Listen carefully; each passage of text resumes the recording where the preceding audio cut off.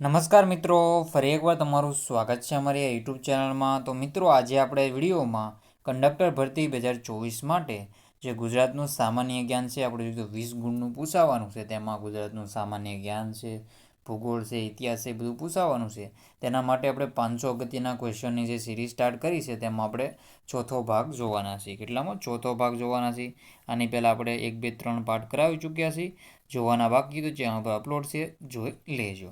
અને ચેનલમાં નવા હોય તો ચેનલને સબસ્ક્રાઈબ કરવાનું ભૂલતા નહીં. તમને અહીંથી બધી માહિતી મળતી રહેશે.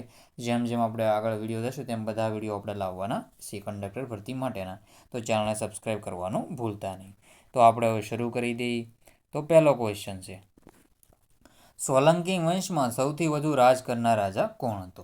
તો સોલંકી વંશ આપણો ગુજરાતનો એને સુવર્ણકાળ તરીકે સોલંકી વંશને ઓળખવામાં આવે છે. ઈસવીસન 942માં મૂળરાજ સોલંકી દ્વારા આ વંશની સ્થાપના કરવામાં આવી હતી. કોના દ્વારા? મૂળરાજ સોલંકી દ્વારા. મૂળરાજ સોલંકી દ્વારા આની સ્થાપના કરવામાં મામા સામંતસિંહની હત્યા કરીને જે મામા સામંતસિંહ ચાવડા વંશ હતો એનો અંત કરીને સોલંકી વંશની સ્થાપના 942માં કરવામાં આવી હતી. ઈસવીસન 942માં પણ તમારે યાદ રાખવાનું રહેશે.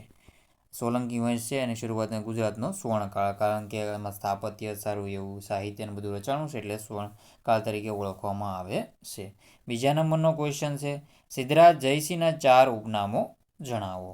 તો સિદ્ધરાજ જયસિંહના 4 ઉપનામમાં અવંતીનાથનું બિરુદ છે, સિદ્ધ ચક્રવર્તીનું બિરુદ છે, બર્બરિક જિષ્ણુનું બિરુદ છે અને જોઈએ તો તેલોકેગણનું બિરુદ છે. અને ભીમદેવ બીજો છે ને ભોળા ભીમ તરીકે પણ ઓળખવામાં આવે છે. અને ઓલા ભીમને આપણે જોઈએ તો ભીમદેવ પ્રથમ હતો એને બાણાવાળી ભીમ તરીકે ઓળખવામાં આવે છે. ત્રીજા નંબરનો ક્વેશ્ચન છે, મીઠા માટેનો સત્યાગ્રહ પહેલાં ખેડાના કયા ગામમાં કરવાનો હતો? તો બાદલપુર ગામે કરવાનો હતો. કયા ગામે? બાદલપુર ગામે. પછી કલ્યાણજી મહેતા અને બીજા વ્યક્તિએ કીધું કે આને થોડોક આગળ વધારો એટલે સારો એવું પ્રચારને એવું થાય, તો દાંડી સુધી લઈ ગયા હતા. મહાત્મા ગાંધી દ્વારા દાંડી કૂચની શરૂઆત ક્યારે કરવામાં આવી હતી?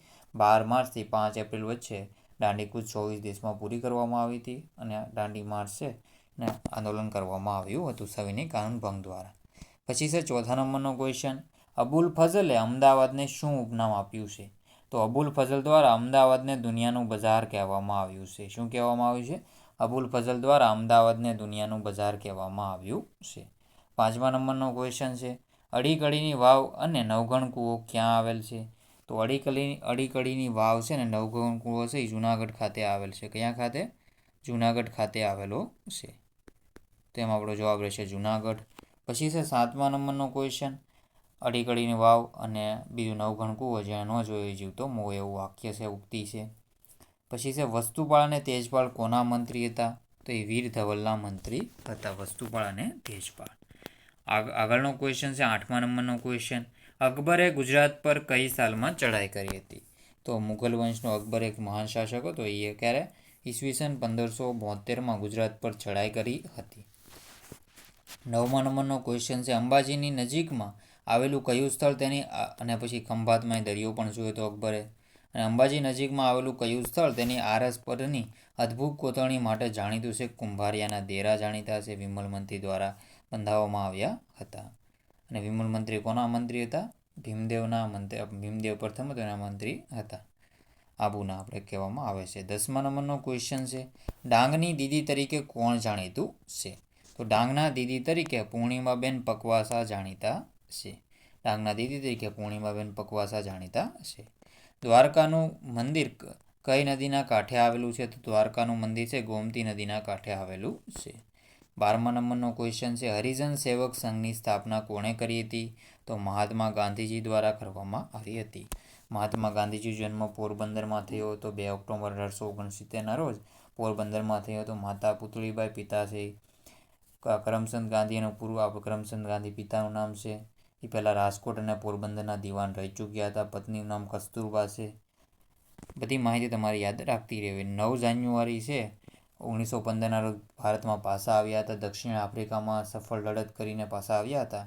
પછી ગુજરાતમાં જેના આપણે રાજકીય ગુરુ છે ગોપાલકૃષ્ણ ગોખલે છે, આધ્યાત્મિક ગુરુ છે એ શ્રીમદ રાજચંદ્ર છે. તેના કહેવાથી ભારતભરમાં ભ્રમણ યાત્રા કરે છે અને ગરીબીનું મૂળમાં અંગ્રેજો છે એવું જાણવા મળે છે. અને પછી જે 1915માં છે કોશરબ આશ્રમની સ્થાપના કરે, 1917માં સાબરમતી આશ્રમ અથવા સત્યાગ્રહ આશ્રમની સ્થાપના કરે છે. બધી માહિતી યાદ રાખજો. 13મા નંબરનો ક્વેશ્ચન છે, ગુજરાતનો કયો પ્રદેશ સૌથી હરિયાળો પ્રદેશ છે?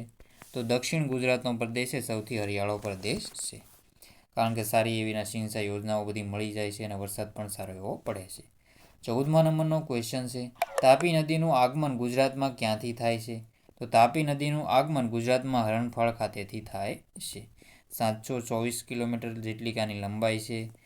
જે મેહત સરોવર આપણે જોયું ક્યાંથી, જે મધ્યપ્રદેશમાંથી ઉદ્ભવ થાય છે આનો, અને તાપી નદીના કિનારે સુરત આવેલું છે. કયું શહેર? સુરત શહેર છે, તાપી નદીના કિનારે આવેલું છે. તાપી નવો જિલ્લો 2013માં બન્યો હતો, 2007માં? તો 2007માં નરેન્દ્રભાઈ મોદીના સમયમાં જ બન્યો હતો. 15મા નંબરનો ક્વેશ્ચન છે, ગુજરાતમાં જીવન જરૂરિયાતની વસ્તુઓનું ભાવ નિયમન અલાઉદ્દીન ખિલજી દ્વારા. વિમલ મંત્રીને આબુના દંડનાયક તરીકે ભીમદેવ પથને પસંદગી કરી હતી. પછી છે 17મા નંબરનો ક્વેશ્ચન, રાસકાવિયર પરિયોજના કઈ નદી પર આવેલી છે? તો રાસકાવિયર પરિયોજના મહી નદી પર આવેલી છે, અને મહી છે રાજસ્થાનમાંથી અંજેરા પાસેથી નીકળે છે. મહી નદી કર્કવૃતને 2 વાર ઓળંગે છે. 2 વાર ઓળંગે છે, એ પણ તમારે યાદ રાખવાનું છે. મહીને મહેન્દ્રી તરીકે, અલબરુનીએ મહેન્દ્રીને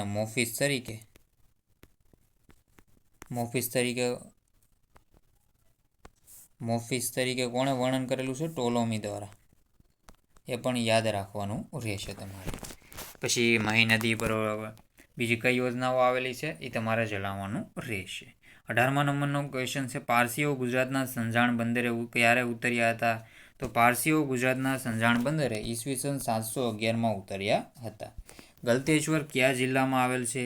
તો ગલતેશ્વર છે એ ખેડા જિલ્લામાં આવેલું છે. ક્યાં આવેલું છે? ખેડા જિલ્લામાં આવેલું છે. 22મા નંબરનો આપણે જોઈએ તો 20મા નંબરનો ક્વેશ્ચન છે, પૃથ્વી દિવસ ક્યારે મનાવવામાં આવે છે? તો 22 એપ્રિલના રોજ. ક્યારે? 22 એપ્રિલના રોજ પૃથ્વી દિવસ. પછી 22 માર્ચના રોજ છે એ જળ દિવસ છે. પછી 22 મેના રોજ છે એ વૈશ્વિક જૈવિકતા દિવસ છે, પણ તમારે યાદ રાખવાનું રહે. 20 માર્ચ ચકલી દિવસ છે. ઓઝોન દિવસ ક્યારે ઉજવાય છે? તો ઓઝોન દિવસ 16 સપ્ટેમ્બર, હમણાં જ ગયો 16 સપ્ટેમ્બરના રોજ. તો 16 સપ્ટેમ્બરના રોજ ઓઝોન દિવસની ઉજવણી કરવામાં આવશે. મોન્ટ્રીયલ પ્રોટોકોલ 1987માં થયો હતો, ત્યારથી આ દિવસે ઉજવવામાં આવે છે. ફાયર ક્લે ઉત્પાદનમાં ગુજરાતનો ક્રમ કેટલામો છે? ફાયર ક્લેના ઉત્પાદનમાં ગુજરાતનો ક્રમ પ્રથમ ક્રમે આવે છે. 23મા નંબરનો ક્વેશ્ચન છે, ગુજરાતમાં સૌપ્રથમ ખનિજ તેલનો કૂવો ક્યાંથી મળી આવ્યો છે? તો ગુજરાતમાં સૌપ્રથમ ખનિજ તેલનો કૂવો લુણેજ 1958 ત્યાંથી મળી આવેલો છે. લુણેજ ખાતેથી મળી આવેલો છે 13 કિલો.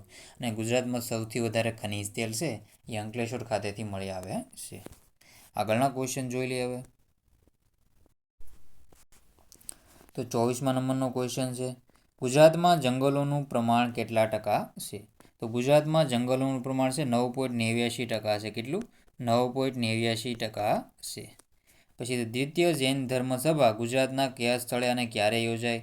તો દ્વિતીય જૈન ધર્મસભા ગુજરાતના કયા સ્થળે અને ક્યારે યોજાય? તો વલભી ખાતે યોજાઈ હતી. ક્ષમા શ્રવણ છે એના અધ્યક્ષતા ઈસવીસન 512માં યોજાઈ હતી. વલભી છે મૈત્રક વંશનું તે શાસક હતું તે સમયે.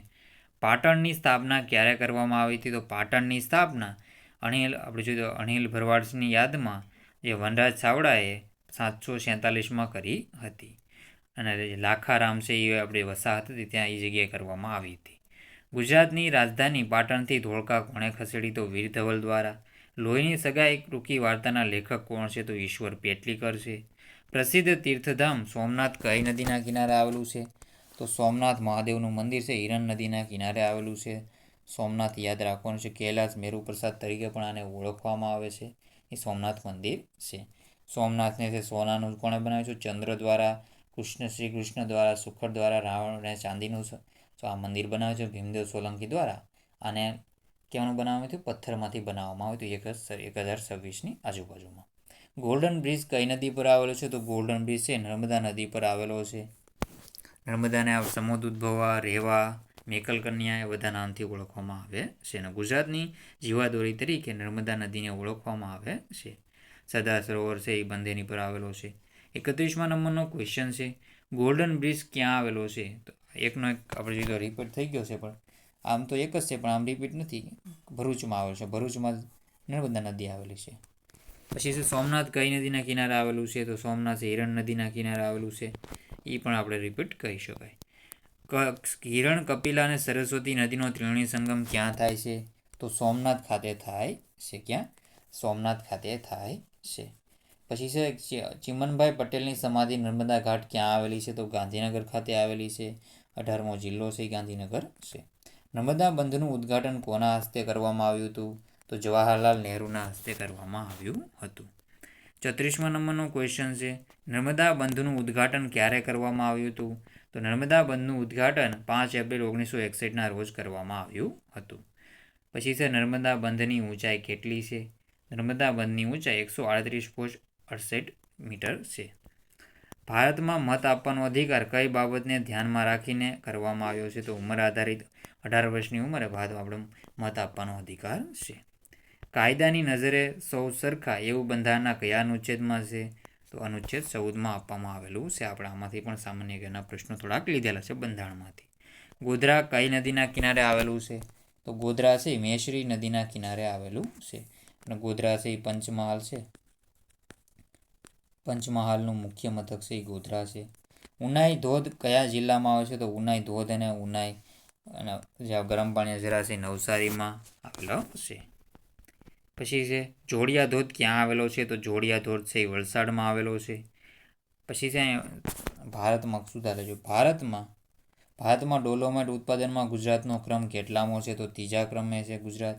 ગિરા ધોધ કયા જિલ્લામાં આવેલો છે? તો ગિરા ધોધ છે એ ડાંગ જિલ્લામાં આવેલો છે. પછી બહોળો ધોધ છે એ પણ ડાંગ જિલ્લામાં આવેલો છે. ગુજરાતનો સૌથી નાનો જિલ્લો છે એ ડાંગ જિલ્લો છે.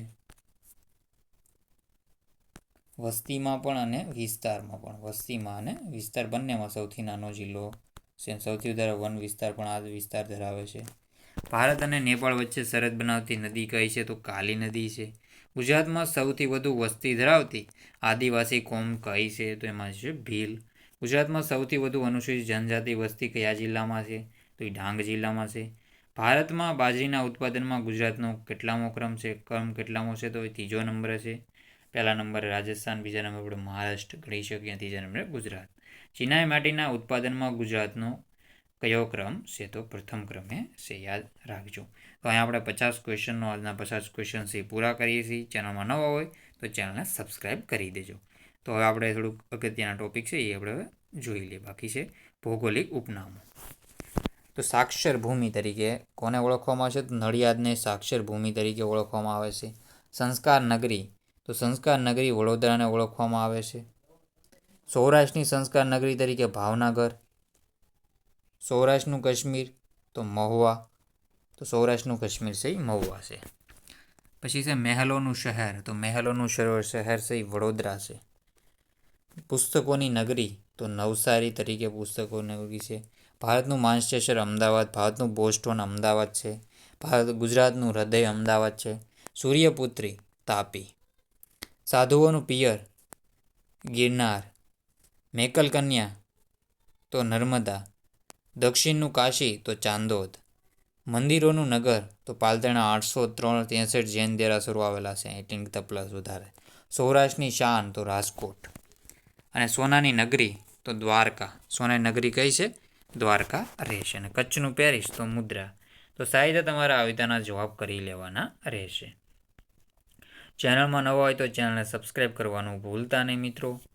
તો મિત્રો હવે આ વિડીયોનો એન્ડ કરીએ છીએ. જય હિન્દ, જય ભારત.